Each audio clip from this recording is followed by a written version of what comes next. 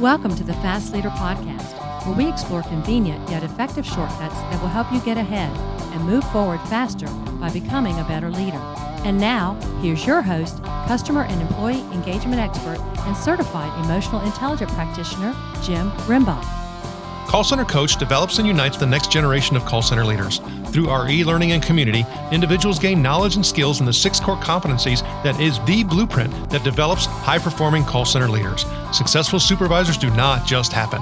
So go to callcentercoach.com to learn more about enrollment and download your copy of the Supervisor Success Path ebook now. Okay, Fast Leader Legion, today I'm excited because I have somebody on the show today who has developed an incredible system and framework, a great visual and great depth into understanding how to create a better engaged workforce. Glenn Elliott was born in the north of England in the UK and has spent the last 25 years living in London. At school, he was lucky to meet a physics teacher who taught business enterprise in the lunch break, and that led him to run a number of businesses whilst a young teenager, setting the seeds for his later career. He left school and studied computer science at university and became a programmer at the phone company. A 10-year career there saw him move into project management, leading teams of people. That's where he started to learn how big companies disengage their people and also what environment people needed to be in order to do their best work. He dropped out of an MBA program after just 1 year, finding it too theoretical and leaning too much on how to be a good corporate manager rather than how to start a business. Then he jumped ship from the corporate to start a series of businesses. His 4th attempt was marginally successful. It was a design and marketing agency, and that kept him occupied for 8 years whilst learning more about how to motivate, engage, and inspire the people around him. But it was his 5th business that really made a mark, Reward Gateway, an HR technology business with revenues of over $1 billion that counts everyone from McDonald's, IBM, KPMG, and many others as clients. He led that business as CEO for 11 and a half years, growing it to 2,000 clients and 400 staff across 9 countries before stepping down last summer to a new non-executive role as founder. He has sold Reward Gateway twice to private equity investors and remains the company's largest non-institutional shareholder. He's most proud, though, of the environment he created at work and the culture that made Reward Gateway successful. His Glassdoor CEO approval rating was 99%, and the company ranks on the Great Places to Work list, and most recently was ranked the 13th best place to work for women in the UK. Glenn lives in London, UK with his husband Christian and a dachshund called Wesley. Glenn Elliott, are you ready to help us get over the hump? Yeah, of course I am, Jim. Thanks for having me on the show. Oh, I'm glad you're here. Now, I've given my legion a little bit about you, but can you share what your current passion is so that we can get to know you even better?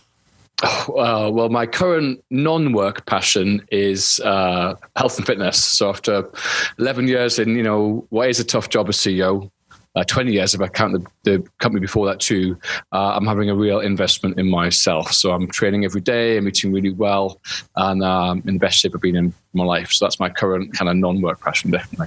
So, you bring up a really interesting point about that whole, potential burnout at work thing.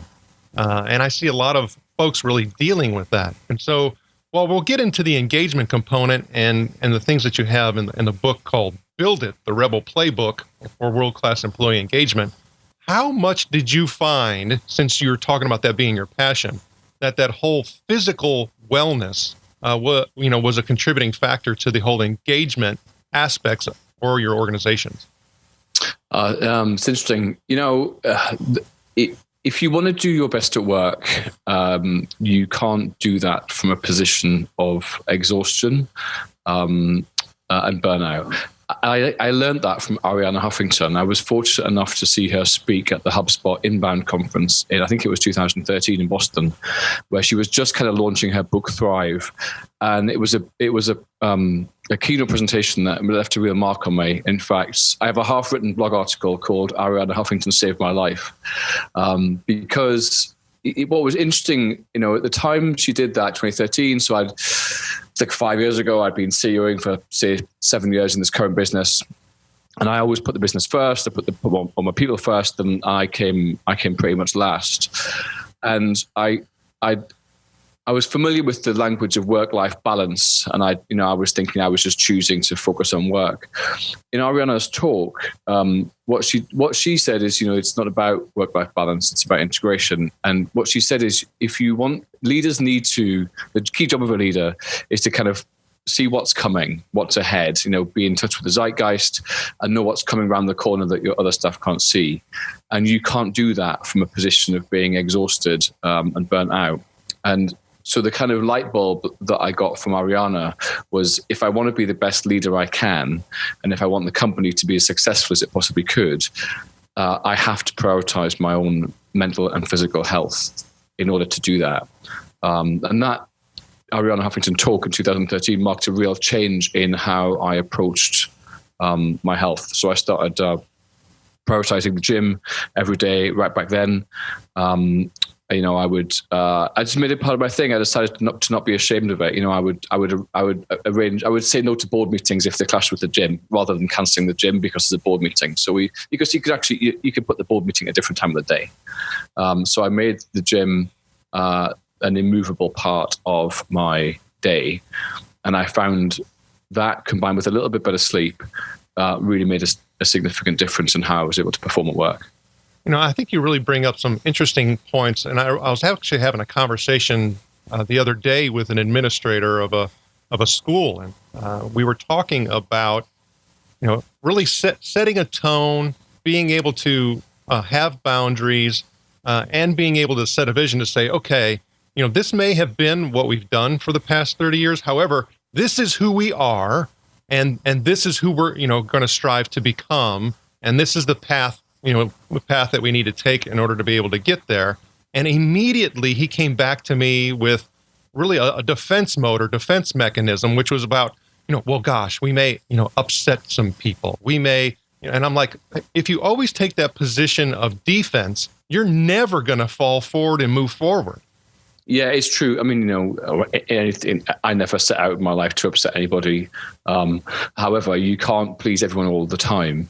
And I think, you do have to, if you, one of the things I've learned most about business actually in the last 20 years is business performance is a marathon, not a race. And I think there's a lot of language around business about, the kind of like, bravado, and about kind of like this kind of bro approach to business about running through walls and, like charging ahead as fast as you can and taking no prisoners, all that kind of like Travis Kalanick kind of rubbish, which I just don't buy into. I think success in business is about long-term sustainable performance across a large number of people. It's a marathon, not a race. And I don't believe that the company's best output in my business, is the company's best output occurs when all 400 people have exhausted themselves by Thursday and they have nothing left to give on Friday. So I kind of don't buy that. I mean, for me, when you say that, I start thinking about how a lot of people talk about give 110%. I'm like, there's only 100. Yeah, it's all this kind of like masculine kind of like, thumping language and stuff. And it sounds cool for a second, but it's exclusive for a start. There's a whole bunch of people just don't feel uncomfortable with it. So you lose that talent, you lose their best output too. And I just don't think it's the best way to work. I guess really what we're talking about here does come into the part of the engagement bridge when we're starting to talk about one of the underpinnings. So the engagement bridge, you talk about connecting elements and beams, and then you talk about underpinning elements and the rocks, the things that, really have to be the stability components that, you can build your bridge upon. And you have 10 elements that are part of the engagement bridge, but one of the underpinning elements is well-being. And we were kind of talking about well-being. Absolutely. And then the other two underpinnings that you have are pay and benefits and workplace. But so let's get a little bit of clarity around underpinnings. What do you really mean by that? So the bridge is it's a 10-element model. There's 10 things on it, and it's not designed as a kind of a 10-point recipe. Do these 10 things and bingo, you'll have employee engagement. Because if only life was that simple, it would be lovely. But it's not. It's a lens to look at your organization through, to look at the relationship you have with your people, and make your own judgment and decision about where you need to do some work, things need to change. So these 10 elements, if you look at the bridge, they run from side to side, but there's 3 of them which don't. They kind of sit as anchors at the bottom and they don't cross across. And that's because I wanted to make the specific point that you cannot engage your people with those elements by themselves. And it's a mistake which has been purported by my industry actually for quite a long time. There's a big part of the HR tech industry is the employee benefits industry. So over in the US, it's a huge industry, largely dominated by healthcare. And I've been to a million conferences and presentations where, people will say, you can engage your staff if you just give them some better benefits and better benefits communication, then magically they will become engaged. And of course they don't, because engagement is about understanding the direction and the strategy of the organization, the mission of the organization, and buying into it and thinking that is worthwhile. It's about understanding how your role affects the success of that mission. And it's about you feeling really connected and good towards the organization and passionately wanting the organization to succeed. And therefore, you're willing to put yourself out, put the organization's needs ahead of your own sometimes to make that happen. None of those things are affected by your pay and benefits. So they're affected by things like leadership, by management culture, by corporate values, by honest and transparent communication, by recognition, by job design, by learning and development environment. They're the things that really create engagement.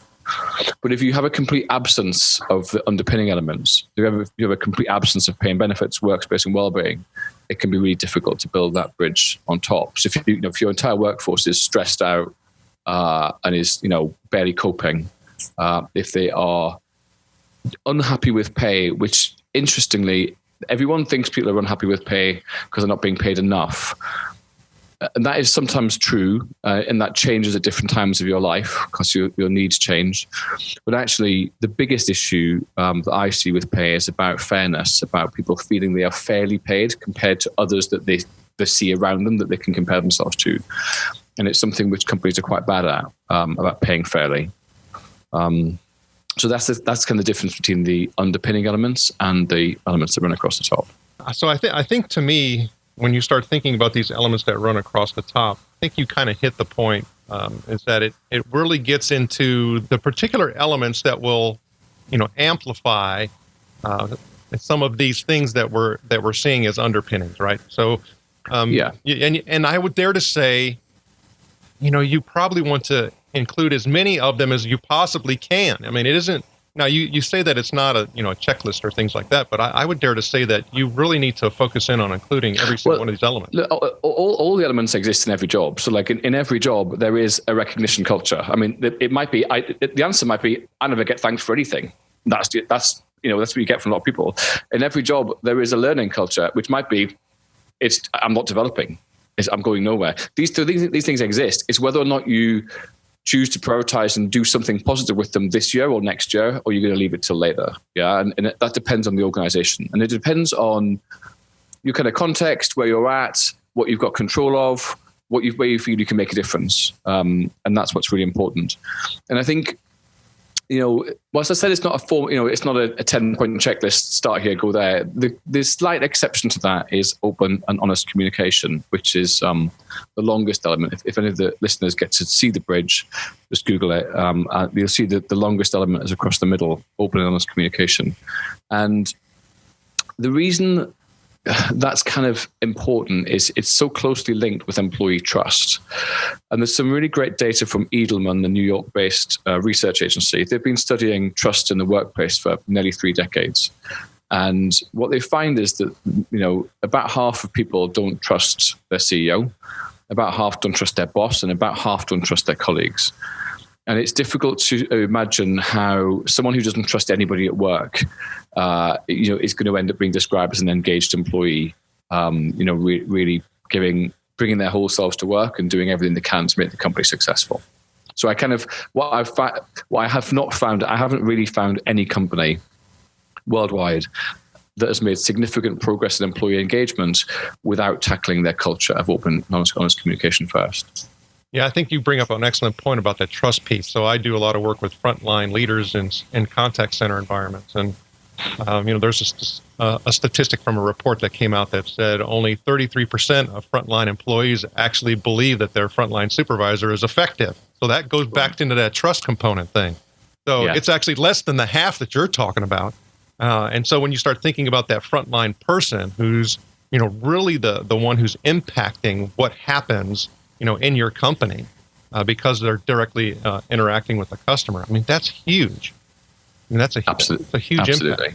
Okay, absolutely. So the connecting elements are, like you had mentioned, the open and honest communication, purpose, mission, and values, leadership, management, job design, learning, and recognition. And I love what you had said is that, people may say, well, we don't have a recognition, program. It's like, yes, you do. It's called nothing.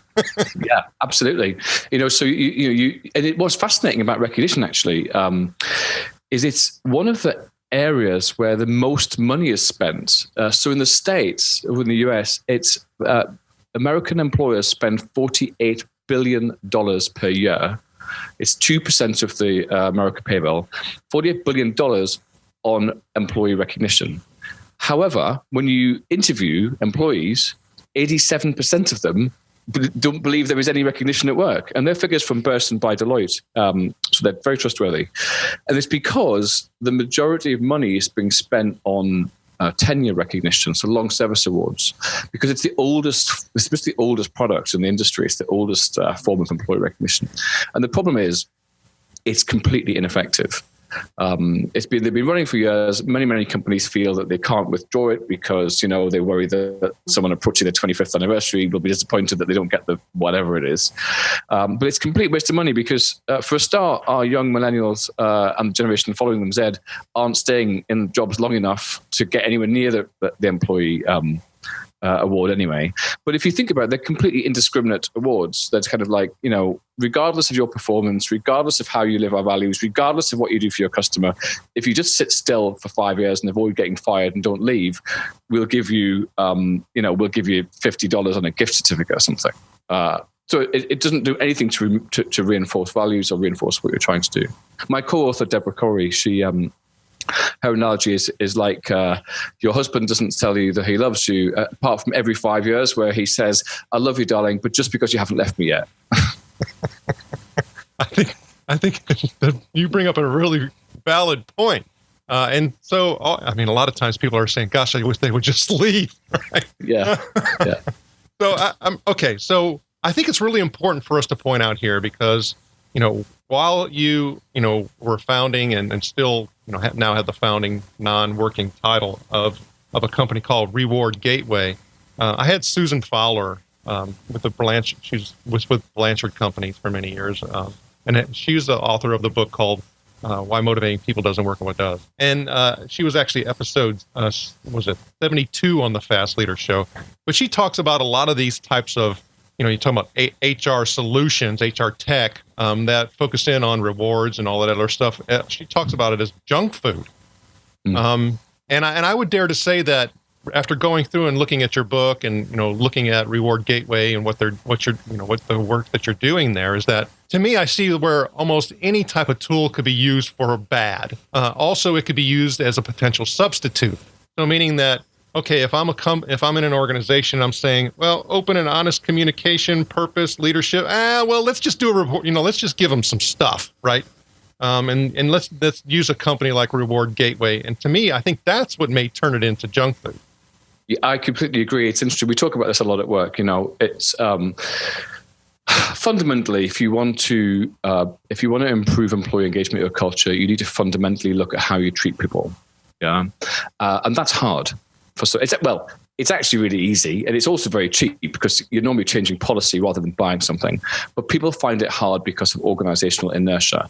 And what they find it easier to do is to buy a tech product and kind of stick it on the side and think, will that do the job? And of course, it won't. My company, Reward Gateway, sells all sorts of employee recognition products, and that's lovely, and they're great tools if you want to use them. But I always say to people, if you want to start on employee recognition, you can start this afternoon, go to the card store, buy a box of thank you cards and some stamps, and get HR to give you access to people's home addresses, and start thinking about who am I grateful is here in this organization. They might have not have done, they haven't got to have done something awesome yesterday, but just who do I think I want to make sure they know how valued they are and that they're seen and that they're visible. And I'm just going to write them a little note saying, hey, John, I just want to let you know what you do for us is really important. And I see you and I'm really grateful for it. Best wishes, Glenn. Stick it in the mail. That's it. You will change that person's week. They'll make their month. They'll keep that card for the rest of their career. And it's going to cost you, the cost of a stamp. It's an attitude. I think we see recognition programs fail all the time because people buy the tech, but they don't invest the time in talking to managers or the exec team in saying what they've bought and why, and like how to use it and why it's important. And you've got to overcome the fact that some managers and leaders don't understand why they need to say thank you and be appreciative. And they need to be trained because they're wrong. They need to be trained. They need to be explained that as humans, we perform much better when we are seen, when we feel that we count. And if we feel that we're invisible, if we feel that no one really knows or cares if we're here or not, our performance suffers. It's that simple.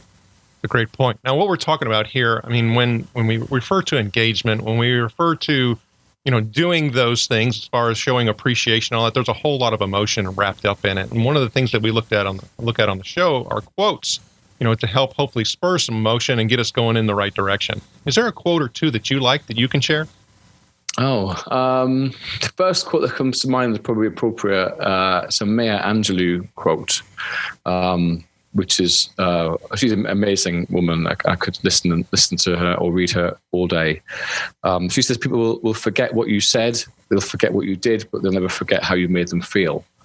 And I think it's that thing about, when you're doing employee recognition, like it's about how you make someone feel. It's not about the gift or the size of the gift certificate or what you buy them. In fact, so many recognition programs are ruined by the money, because what happens is as soon as an employer decides that they're going to attach money or a gift to thank yous, suddenly there becomes this horrific bureaucracy of sign-offs and approvals, which drags the whole thing down. So I learned this when I was at the phone company where I did a special project and my boss's boss thought it was great and he thanked me for it and I felt really proud and really pleased.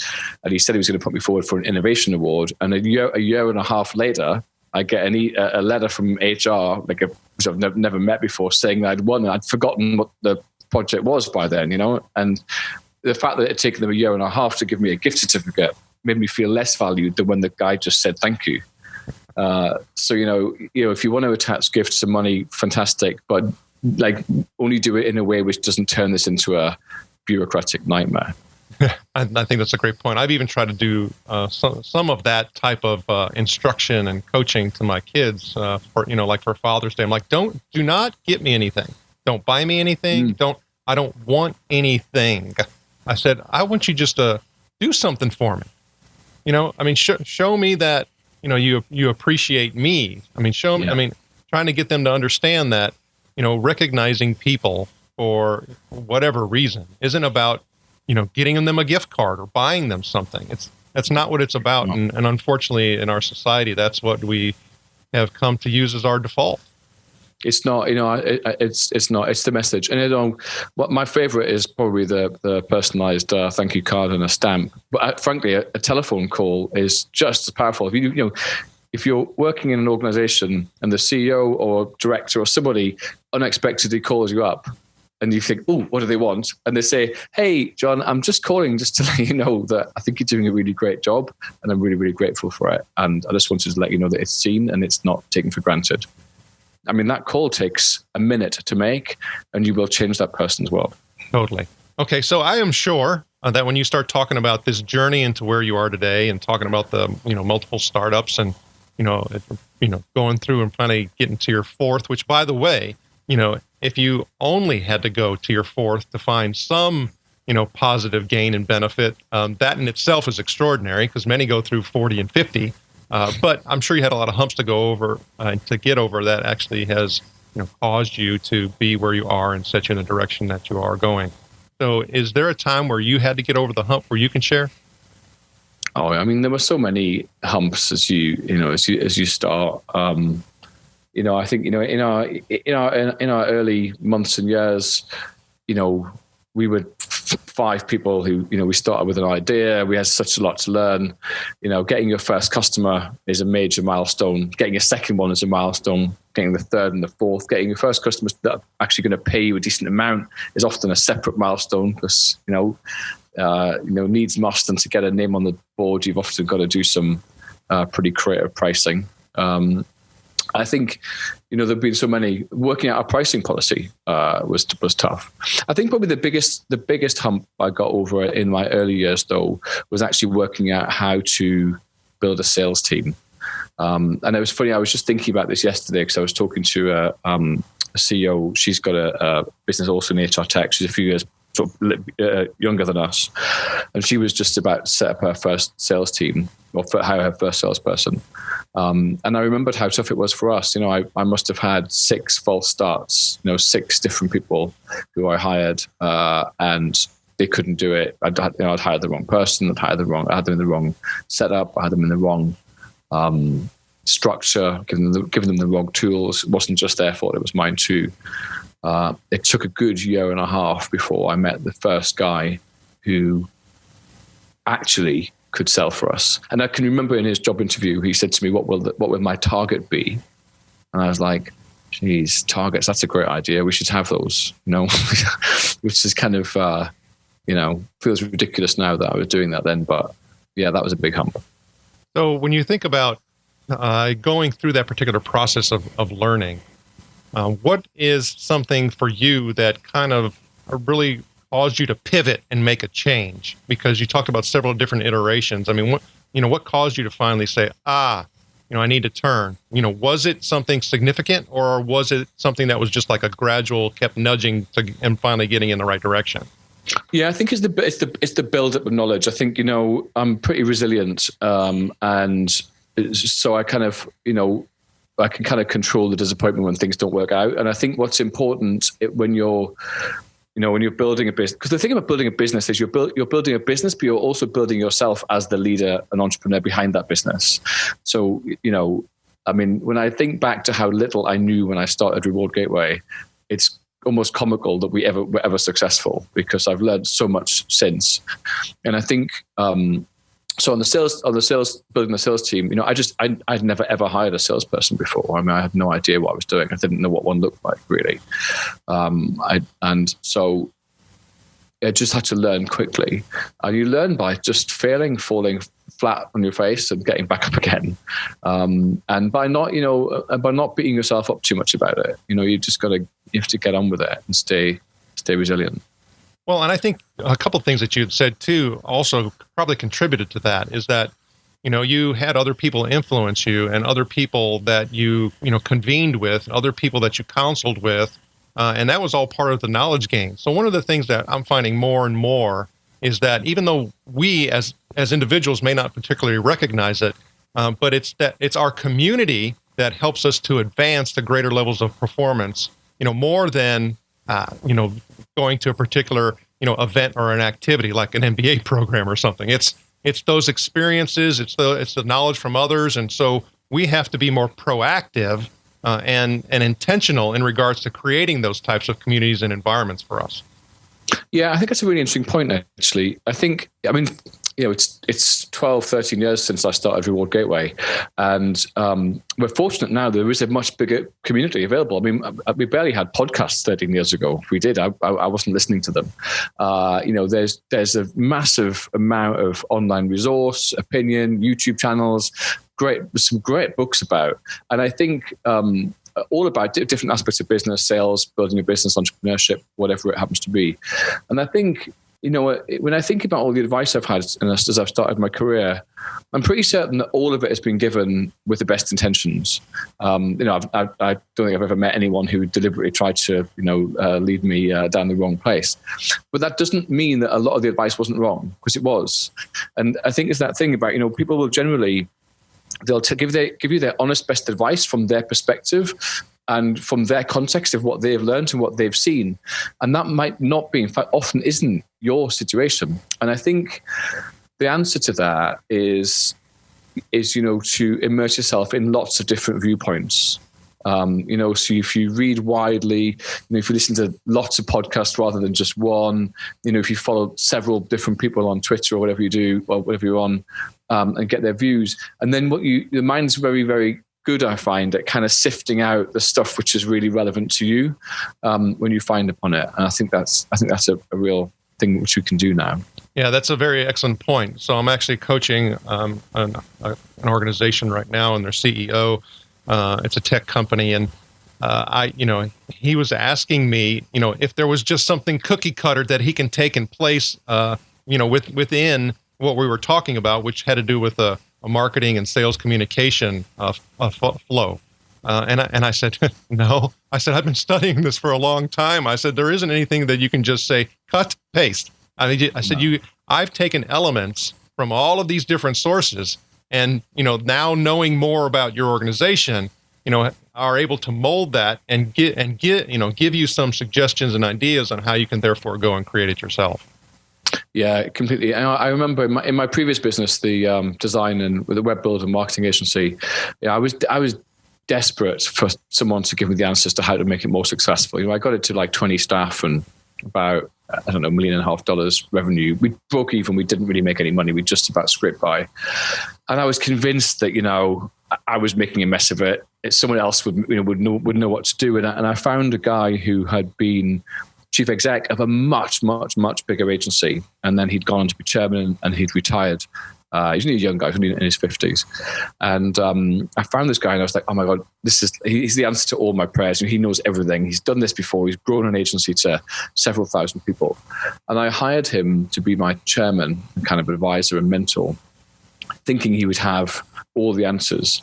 And he was the most expensive person I'd ever considered hiring by miles, and nearly bankrupted us just to pay his bill.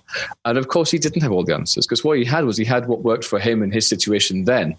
And it was 20, 30 years later, and the context had just changed. He was really an advertising agency guy, and I was running a digital marketing business, and they were actually wildly different. The whole community, the whole economy was different. So it didn't really work. It didn't really help us. And I think, if I was doing that again now, I'd be better immersing myself in a whole other stuff, which we're able to find on the internet. So talking about, direction and where you've been and all that stuff, we have the book, you're now founder, but I'm sure there's a whole lot of things you've got your hands in that you're dabbling on. But when you think about one goal that you have, and we also talked about the physical aspects and getting your body, stronger and more healthy. But if you were to talk about one goal, what would it be? So we've been working hard launching the book, which came out in February the 28th, a little bit later in the States. So that's good. And it's selling well. It's selling well every week. So we're pleased about that. My next big goal is we're starting our own video podcast series in a couple of months. I've just done a meeting about it this morning. It's going to be a daily show. It's 5 minutes every day. It hasn't got a name yet. I can't tell you what it's called. But it's basically 5 minutes of informed opinion, brutal honesty every single weekday on business topics that end up relating back to people. So I'm quite excited about that. That's my kind of next kind of big business piece. And the Fast Leader Legion wishes you the very best. Now, before we move on, let's get a quick word from our sponsor. An Even Better Place to Work is an easy-to-use solution that improves the empathy and emotional intelligence skills in everyone. It provides a continuous diagnostic on employee engagement and provides integrated activities that will improve the leadership and collaboration skills in everyone. This award-winning solution is guaranteed to create motivated, productive, and higher-performing employees that have great working relationships with their colleagues and your customers. To learn more about An Even Better Place to Work, visit beyondmorale.com/better. All right, here we go, Fast Leader Legion. It's time for the Hump Day Hoedown.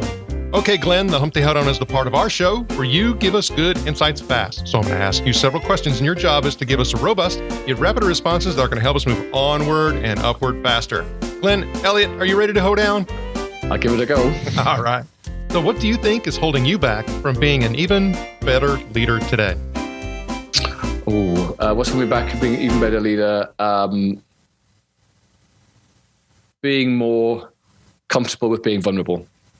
What is the best leadership advice you have ever received? The best leadership advice, be vulnerable with your people.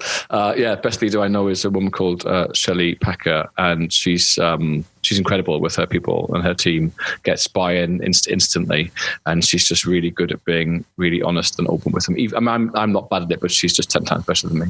What is one of your secrets that you believe contributes to your success? My secrets.